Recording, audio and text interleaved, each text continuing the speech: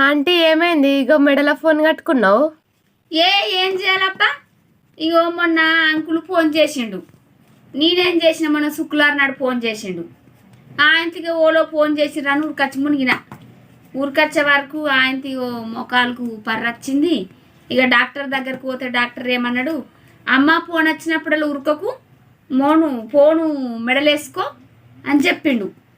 ఏం చేయాలి? మొఖాలకు పర్రొచ్చింది, అటు ఇటు పోరాకుంటుంది.